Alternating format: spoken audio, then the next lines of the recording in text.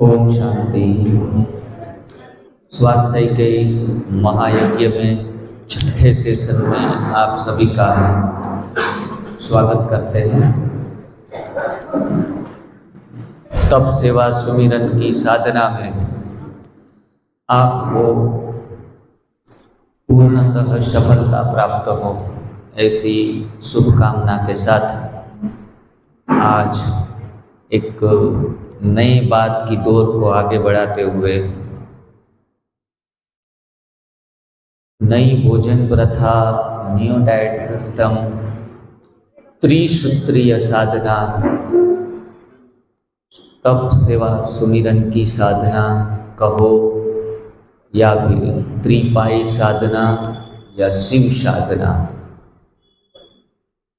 मानस योग साधना, ऐसे कई नामों से ये प्रचलित नई भोजन प्रथा पूरे विश्व में जानी जाती है। इसी के सिमिलर आप कोई भी नाम सुने, त्रिसूत्री साधना, शिव साधना, त्रिपाई साधना, तप सेवा सुमिरन की साधना, सभी चीज़ों का सार एक ही है, प्राकृतिक जीवन शैली को अंगीकार करना। और ये एक चिकित्सा पद्धति के उपरांत इनसे ऊपर उठकर परमात्मा के दर्शन को, साक्षात दर्शन को प्राप्त कराने वाली ये वंदनीय पूजनीय साधना है। जीव को परम तत्व शिव की तरफ ले जाने वाली ये सुंदर साधना हमें मिली है।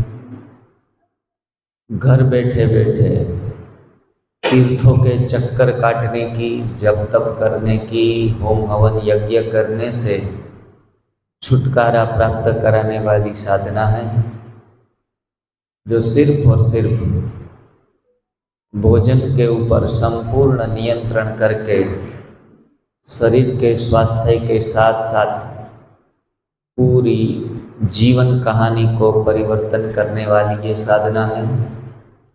इनको, इस साधना को पंच तत्व आधारित साधना भी कहा जाता है। पंच तत्व आधारित साधना, क्षिति जल पावक गगन समीरा, पंचम तत्व अधम शरीरा, ऐसे कहा जाता है संस्कृत में। ये शरीर मनुष्य का जो ये हार्ड मांस का चाम का दिखता है शरीर, वो 5 तत्वों से बना हुआ है। और हम सब जानते हैं कि 5 तत्वों का ये मिट्टी का शरीर फिर से 5 तत्वों में विलीन हो जाता है। उसमें हम सभी जानते हैं इस बारे में। पंच तत्व हैं। प्रथम तत्व है आकाश, दूसरा तत्व है वायु, तीसरा तत्व है अग्नि, चौथा तत्व है जल, पांचवा तत्व है पृथ्वी, अर्थ एलिमेंट्स, एयर।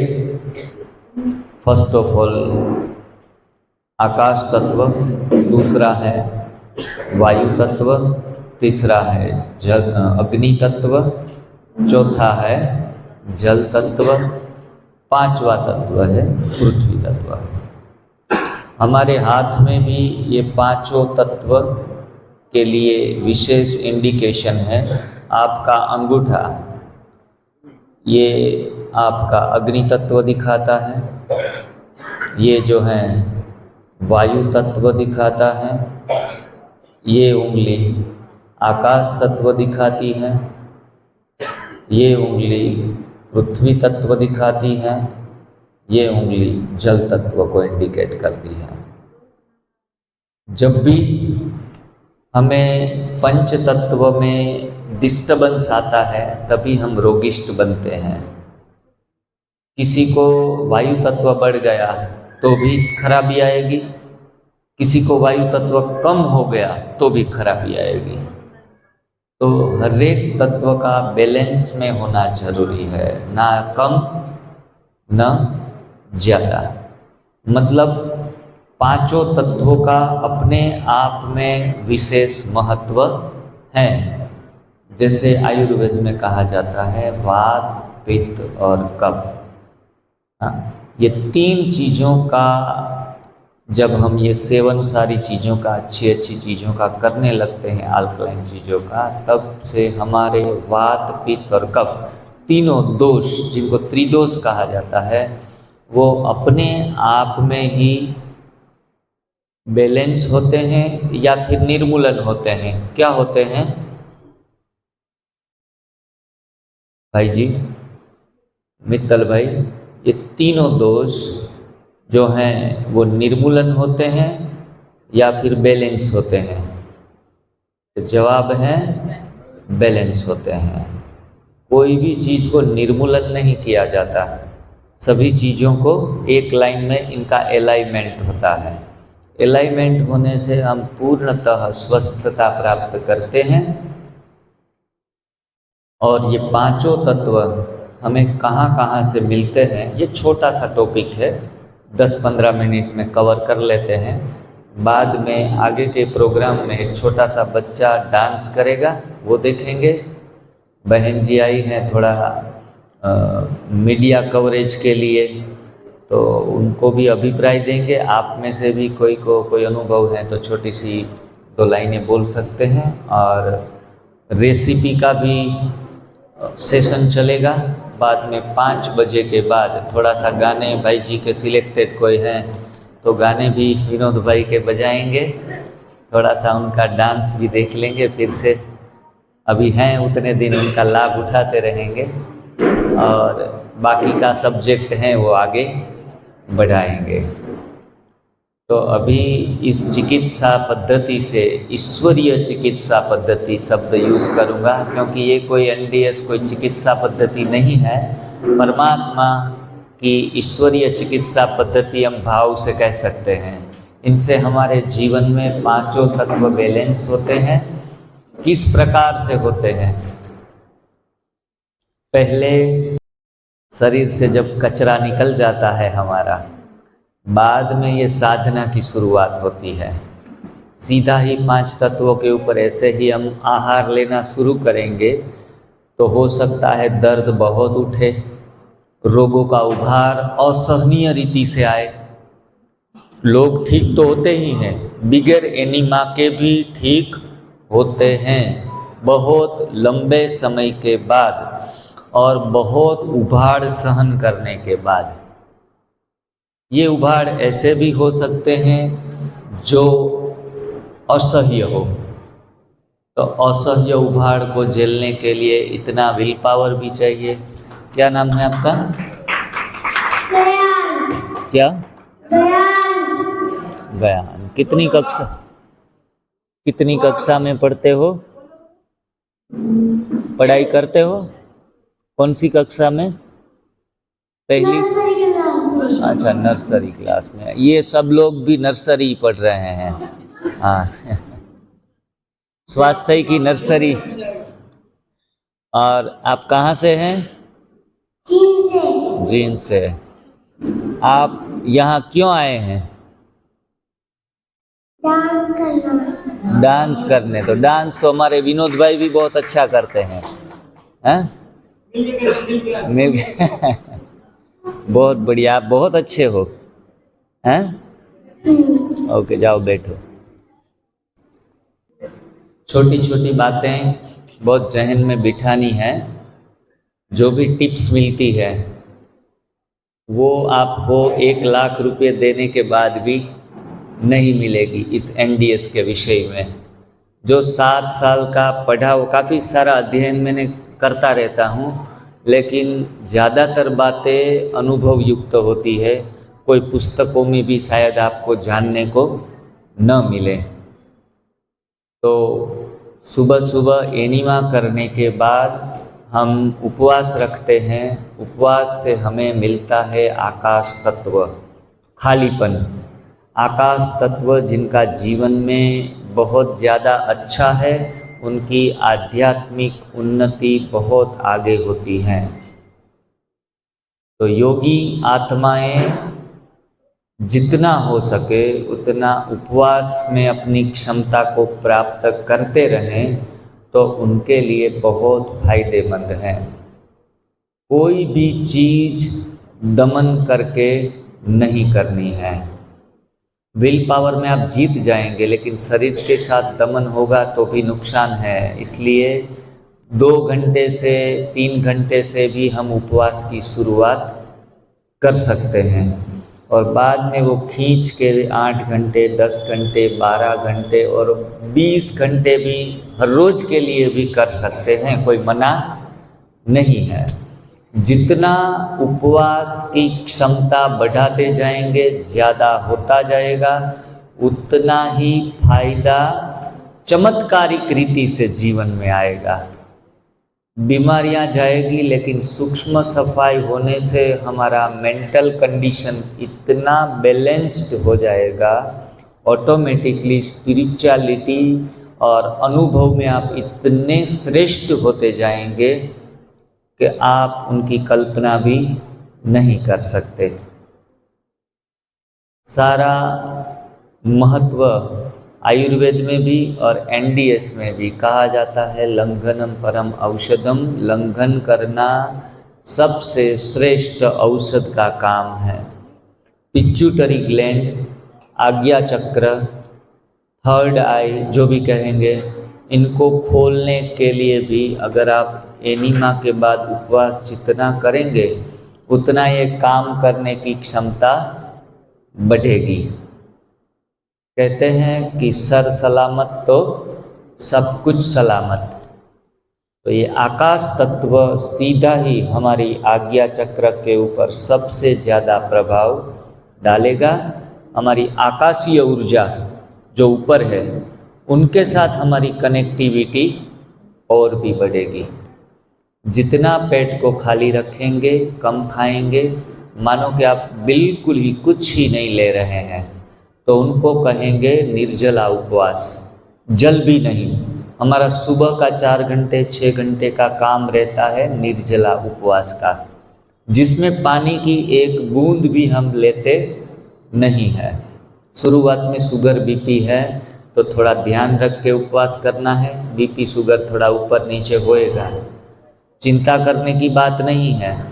कुछ मीठा खा लेंगे तो फिर थोड़ा ऊपर आ जाएगा, कोई मीठी चीज़ कुदरती जो कुदरत ने जो भी बनाई है। बीपी भी थोड़ा ऊपर नीचे रेगुलेट हो, खड़े होने में चक्कर आना है, ऐसी कोई दुविधा हो तो आराम से थोड़ा रेस्टिंग मोड में और अटेंशन मोड में रहना है। लेकिन बीमारियां जो सालों पुरानी हैं वो जा रही है, उसके लिए थोड़ी दिक्कतें अगर झेलनी पड़े तो झेलना है। लेकिन दिन ब दिन 15 दिन, महीने, 2 महीने, 3 महीने हमारा दिमाग इतना तेज हो जाएगा बिना बादाम खाए। तो आकाश तत्व इतना महत्वपूर्ण है। योगियों के जीवन में विशेष करके आकाश तत्व होता है। भोजन की तरफ उनकी प्रीति भी नहीं, भोजन की तरफ उनकी बुद्धि भी नहीं होती है। मतलब भोजन की उल्लेखना करने की बात नहीं है। भोजन को कहा जाता है देवता, देवता की उपाधि हम देते हैं। अन्न देवताय नमः, जो अन्न मतलब भोजन, भोजन है वो देवता तुल्य है। ग्रहण करना है तो बहुत पूज्य भाव से ग्रहण करना है, पवित्र वाइब्रेशन के साथ ग्रहण करना है। तो ये आकाश तत्व हमें उपवास से मिलेगा, वायु तत्व हमें मिलेगा हरी पत्तियों से, और हरी पत्ती में वायु तत्व परमात्मा ने बहुत कुछ रखा है, वो इनसे थोड़ा भारी है। आकाश से भारी है वायु तत्व, वायु तत्व से भारी है अग्नि तत्व। वो मिलेगा हमें फलों का सेवन करने से, फलों का सेवन करने से। वो थोड़ा वायु तत्व से भारी है अग्नि तत्व। अग्नि तत्व से भारी है जल तत्व। जल तत्व मिलेगा हमें सब्जियों से, सब्जियों में जल तत्व रहता है। कंदमूल जो आते हैं वो चाहे आलू हो, गाजर हो, बीट हो, शकरकंद हो, ये सारे कंदमूल जल तत्वों से भरे हैं। बाद में जल तत्व ग्रहण करना है। अंतिम चरण में पृथ्वी तत्व ग्रहण कर सकते हैं। जैसे आपने रोटी खाई, पकी हुई कोई चीज़ें, सब्जियां खाई, तो ये सारी चीज़ों में अग्नि तत्व, पृथ्वी तत्व समाया हुआ रहता है। ये यात्रा आपकी सुबह से लेके शाम तक रहती है। पहला गियर, फर्स्ट गियर आकाश तत्व, सेकंड गियर वायु तत्व, थर्ड गियर अग्नि तत्व, फोर्थ गियर जल तत्व जो सब्जियों में है, और फिफ्थ गियर रोटी या फिर कुछ दाल चावल जो भी, वो है पृथ्वी तत्व। संपूर्ण स्वस्थ व्यक्ति शुरुआत के दिनों में पहले दिन से ही इस क्रम में जा सकते हैं। बीमार व्यक्ति है तो ऊपर से भारी तत्व को छोड़ते जाएं, ऊपर से भारी तत्वों को छोड़ते जाएं। हम पहले दिन से कहते हैं कि आप अनाज दाल सब कुछ छोड़ो, तो ऊपर से जैसे भारी तत्व निकलता जाएगा, बीमारी में से स्वास्थ्य की तरफ की यात्रा बढ़ती जाएगी। अगर कोई ज़्यादा बीमार है तो अब पृथ्वी तत्व और जल तत्व दोनों छोड़ दो। और भी ज़्यादा बीमार है तो तीसरा अग्नि तत्व भी छोड़ दो। सिर्फ वायु और आकाश के ऊपर 15 दिन महीने दिन रह सकते हैं। जैसे कि डॉक्टर ने मना कर दिया कि ये 5 दिन जीने वाले हैं। मृत्यु शैया पर कोई भी मनुष्य है तो उनको एनीमा चढ़ा के, उपवास करा के और सिर्फ हरी पत्तियों का जूस पिलाकर खड़ा करने की संभावना सबसे ज़्यादा है। अगर उनको सब्जियों का जूस पिलाते रहेंगे, सलाद खिलाते रहेंगे, तो उनके मरने की संभावना बढ़ जाएगी। तो यही तत्व जो तारक है वो मारक बन जाएंगे। तो ऊपर से इस हिसाब से कम करते जाना है। अगर स्वस्थ हैं और आपकी यात्रा एक कदम आगे बढ़ाना चाहते हैं तो पहले आपने पृथ्वी तत्व छोड़ा, फिर आप यात्रा में एक कदम और आगे बढ़ना चाहते हैं तो सब्जियों का सेवन बंद कर सकते हैं। सब्जियों का सेवन बंद कर सकते हैं। और भी आप पूर्णतः स्वस्थ और शक्तिशाली और स्वास्थ्य में नंबर 1 जा रहे हैं तो बाद में आप जल तत्व बंद, अग्नि तत्व बंद कर सकते हैं जो फलों में मिलता है। जल तत्व छोड़ने के बाद अग्नि तत्व छोड़ सकते हैं और फिर वायु तत्व जो पत्तियों से मिलता है उनके ऊपर भी रहा जा सकता है। ऐसे कई मनुष्य हैं जो वायु तत्व लेकर हरी पत्तियों के ऊपर जीवन जी रहे हैं। ज़्यादातर पशु, सिर्फ और सिर्फ हरी पत्तियों पर रहने वाले पशु वायु तत्व और आकाश तत्व के ऊपर जी रहे हैं, लेकिन हट्टे कट्टे हैं, मजबूत हैं, कम से कम बीमार हैं या बिल्कुल बीमार नहीं। हमारी संगत में आके पशुएं बीमार है, उनका कोई दोष नहीं है। तो food quantity can reduced at any content, मतलब किसी भी मात्रा के हद तक हम चीज़ों को कम कर सकते हैं, लेकिन तुरंत ही एक झटके से बहुत कुछ छोड़ने से कई बार रोगों के उभार आते हैं। तो हमारा माइंड जो है वो नेगेटिव सेटअप हो जाता है। तो इनसे बच के थोड़ा थोड़ा धीरे धीरे आगे बढ़ना है। कहा भी जाता है धीरे धीरे मनवा धीरे सब कुछ होए, माली सींचे 100 घड़ा, ऋतु आए फल होए। एक दिन में कुछ नहीं होता, थोड़ी तपस्या आगे बढ़ाएंगे तो इनके अनुरूप होते जाएंगे। और एक समय ऐसा भी आता है वायु तत्व को भी हम छोड़ सकते हैं और अंत में आकाश तत्व के ऊपर भी रह सकते हैं। प्रहलाद भाई जानी का उदाहरण हमने हजारों बार सुना है कि वो सिर्फ और सिर्फ आकाश तत्व के ऊपर जीते थे। फिर योगी आत्माएं तो सिर्फ सांस पर ही जीते हैं और आखिर में ऐसी भी हमारी भारत धरा पर आत्माएं हो चुकी है जिनको सांस लेने की भी ज़रूरत इतना सांसों के ऊपर कंट्रोल कर लेते हैं, बिना सांस लिए भी वो जी सकते हैं, जिसमें उनकी आयु बिल्कुल वहाँ आगे बढ़नी बंद हो जाती है। एक गुरु था, उसने इतनी सारी कलाएं हासिल कर ली थी, तो वो उनके चेले को, शिष्यों को कहा कि मुझे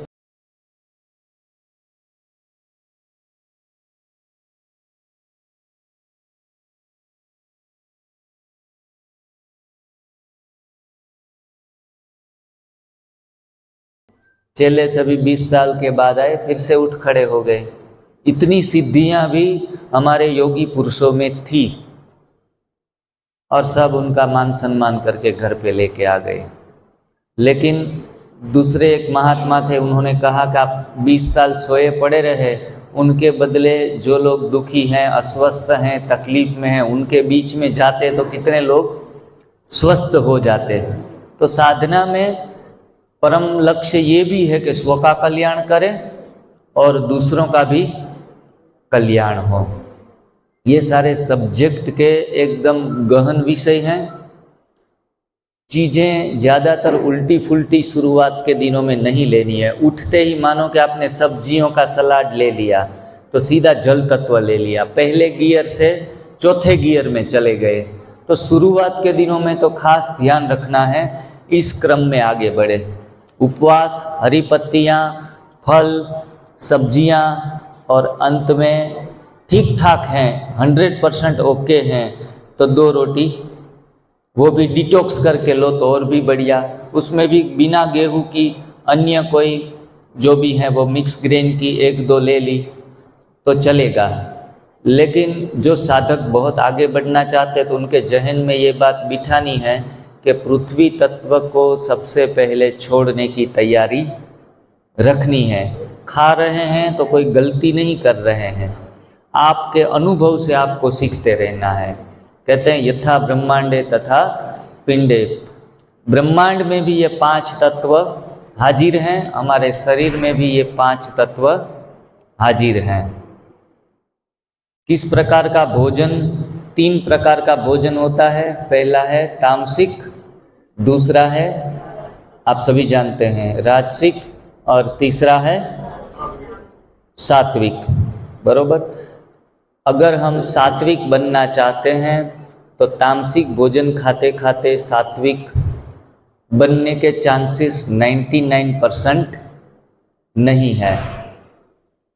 इसके लिए आपको भोजन परिवर्तन पर ही आना होगा। हम एक आश्रम में गए थे, बड़े सन्यासी थे, तो वहाँ जाके उनके सामने बैठे, 1-2 प्रश्न किए उनको थोड़े आध्यात्मिकता बारे में, तो एकदम गुस्सा हो गए और बोलने लगे, ऐसे थोड़े ही प्रश्न पूछे जाते हैं, आपको इतना भी पता नहीं है। हम तो शांति से सुनते रहे, लेकिन हमने देखा कि जिनका क्रोध के ऊपर भी नियंत्रण नहीं आया है इतने समय में, तो सच में क्या उनको सन्यासी या योगी कहेंगे? सच्चा हीरा वो होता है जो ठंडी में, गर्मी में वो गर्म नहीं होता। ये हीरे की पहचान है। हाँ? कांच का एक टुकड़ा हीरे जैसा राजा ने दिखाया कि देखो ये कांच का टुकड़ा है या हीरा है, मुझे जान के बताओ। सभी दरबारियों ने हाथ में लिया, ऐसे ऐसे देखा, बड़े बड़े जो हीरा पारखू थे वो भी आ गए, लेकिन किसी को कुछ पता नहीं चल रहा था। फिर राजा ने कहा कि हमारे गांव में, हमारे नगर में इतने बुद्धू लोग हैं जो सच्चे हीरे की पहचान भी नहीं कर पाते हैं। अंत में एक बुढ़ा आदमी, अंधा आदमी इस सभा में आया। सब हंसने लगे कि ये तो अंधा है, ये इनको कैसे पता चलेगा। तो उनके हाथ में वो पकड़ाया कि राजा जी मैं थोड़ा प्रयास कर लेता हूँ। उसने हाथ में पकड़ा, उनको कोई भी टेस्ट नहीं किए, उनको धूप में 1 घंटे रख दिया और फिर बाद में लेके हाथ में लिया। एकदम उसमें ठंडापन महसूस हो रहा था। बोला कि ये सच्चा हीरा है। राजा कैसे पता चला? आपको तो आंखें भी नहीं है। राजा जी सच्चा हीरा धूप में गर्म नहीं होता है। तो ऐसे ही जो आत्माएं सच्चे हीरे समान हैं, बार बार एक्साइट होना, गुस्सा होना, खुद की गलतियों के ऊपर, दूसरों की गलतियों के ऊपर भी जो बार बार गुस्सा हो जाता है, घर में भी कोई ठीक ठाक ना करे, बहनें माताएं तो पुरुषों ने कुछ चीज़ें इधर उधर रख दी ना तो भी गुस्सा कर देती है उनके ऊपर। भाई लोग तो समझते हैं कि जैसे ये हमारे पैर की जूती है और हम उनको पवित्र भाव के बदले एक हमारे काम वाली की तरह उनको ट्रीट करते हैं, तो भी बार बार छोटी मोटी बातों में गुस्सा कर देते हैं। जो जैसा है वैसी स्थिति में एक्सेप्ट करने से हमारा दिमाग भी शांत रहता है। लोगों की गलतियों के ऊपर माफ़ी देना ये भी एक बड़े दिल की निशानी है, और खुद का ब्लड प्रेशर भी बढ़ता नहीं है। तो ऐसे शांत स्वभाव के ये सात्विक भोजन करने से अपने आप ही बन जाते हैं, इसके लिए विशेष प्रयास नहीं लगाना पड़ता। हम तामसिक भोजन कहते थे नॉन वेज को। नॉन वेज कतई ही लेना नहीं चाहिए। अगर तामस वृत्ति निर्माण करनी है, मारने और मरने पर तुलना है, तो आप ले सकते हैं। मारने और मरने पर तुलना है तो आप तामसिक भोजन लो, वरना नहीं। इसलिए नॉन वेज कतई ही नहीं लेना है। ज़्यादा तीखी और खूब मसालेदार चीज़ें वो भी तामसिक भोजन में आती हैं। बहनें अच्छे मार्क्स लेने के लिए अच्छे मसाले डालकर उनको 2 ज़्यादा कमेंट मिले, इसलिए वो बेहतर से बेहतर टेस्टी से टेस्टी चीज़ें बनाती है जो घर में तामसिक वृत्ति का निर्माण करती है। लेकिन लाचारी भी ये है कि अगर थोड़ा नहीं बनाएंगे तो चीखेंगे, चिल्लाएंगे, क्योंकि आपने ही आदत डाली है इस खुराक लेने की, तो चीखेंगे ही। ज़्यादातर सभी तप सेवा सुमिरन में ये जो लहसुन है, प्याज है, खाने की छुट्टी है। हम ज़्यादातर कई सभी शिविरों में ये 2 चीज़ें अलाउ नहीं करते हैं। हमारा कोई विरोध नहीं है, लेकिन अगर प्याज लहसुन दैनिक जीवन में आहार के स्वरूप में लेते रहेंगे तो 100 में से 90 लोग तो चिल्लाएंगे, उनका टेम्परेचर हाई रहेगा ही, विषम परिस्थिति में अपना मेंटल बैलेंस खो देंगे, सही निर्णय नहीं कर पाएंगे। ये सारी चीज़ें हमारे जीवन में लहसुन प्याज खाने से आती है। औषध के स्वरूप में कभी कभार कहीं न कहीं ले लिया तो कुछ फ़ायदा भी देती है। लेकिन मुझे कोलेस्टेरॉल था तो लोग कहते थे आप लहसुन खाओ तो जल्दी से कोलेस्टेरॉल चला जाएगा, हार्ट ब्लॉकेज जो भी हैं एकदम क्लियर हो जाएंगे। लेकिन बिना लहसुन खाए बिल्कुल हार्ट क्लीन हो गया है। तो ऐसे बिना दवाई समझे भी अगर आप नहीं खाते हैं तो भी आप फिट हो जाते हैं। तो ऐसे खुराक भी तामसिक खुराक में है, वो नहीं लेने चाहिए। अभी जो पका पका कर भोजन करते हैं उनको भी हम तामसिक भोजन कहेंगे। कोई कोई तो गरम करने के बाद दूसरी बार गरम करते हैं। 11 बजे रसोई बन गई है, आने वाले हैं भाई 12 बजे, थोड़ी ठंडी होने के बाद फिर से गरम करते हैं, और हम उनको कहते हैं गर्मा गर्म चीज़ें। मतलब 2 बार गरम की हुई चीज़ों को क्या कहेंगे? गर्मा गर्म चीज़ें। और गर्मा गर्म चीज़ें तो और भी अधिक तामसिक वृत्ति बन जाती है इसमें। तो गरम करके खाना, फायर को बार बार लगाते रहना, ये अपने जीवन में ही फायर लगाना है, जीवन में आग लगाना है। इसलिए दोपहर के वक्त को तो मैं तो बिल्कुल मना करूँगा कि फायर को छूने वाली चीज़ों को बिल्कुल ही छोड़ दो, बिल्कुल ही छोड़ दो। दोपहर तो कम से कम यहाँ से शिविर में जाने के बाद ये संकल्प तो ज़रूर हम आशा रखते हैं, सुबह भी फायर वाली चीज़ें नहीं, दोपहर में भी फायर वाली चीज़ें नहीं, और जो रात को भी नहीं ले रहे हैं वो एक्सलेंट। लेकिन रात को अगर लेना है तो पहले शुरुआत के 3 महीने कम से कम हो सके तो सिर्फ सब्जियों का सेवन करके निकाल दे, क्योंकि यहाँ आने का जो आपका आशय है वो फलीभूत होगा। 2 या 3 महीने सिर्फ और सिर्फ सब्जियों का या फिर स्प्राउट्स उनको थोड़ा सा बना लिया, फायर लगा के, हल्की फायर, हल्की आंच कहते हैं, हल्की आंच में या फिर गर्म पानी में भी डाल के थोड़ा सा नरम कर लिया। ऐसे शाम के वक्त आप, अभी विंटर की सीज़न है तो उसमें कभी ज़रूरत पड़े शाम को तो ऐसा कुछ बना के आप सेवन करो। स्वास्थ्य की प्राप्ति पूर्णतः आपको होगी। अनाज दालें छोड़ना बहुत महत्वपूर्ण है, वरना लंबे समय तक क्रोनिक बीमारियों को हटाने में बहुत तकलीफ रहती है।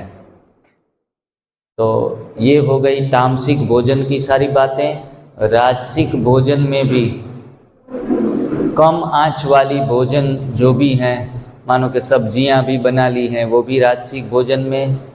मेवे बनाते हैं हल्की आंच में, कोई बना लिए हैं, जो राजाओं का भोजन, मेवे मिष्टान, तो मेवे मिष्टान भी एक राजसिक भोजन में आता है। ड्राई फ्रूट से बनाए गए लड्डू हम उनको हेल्दी समझते हैं, लेकिन वह हमारी यात्रा जो है वो सात्विक से राजसिक की तरफ लेके जाता है।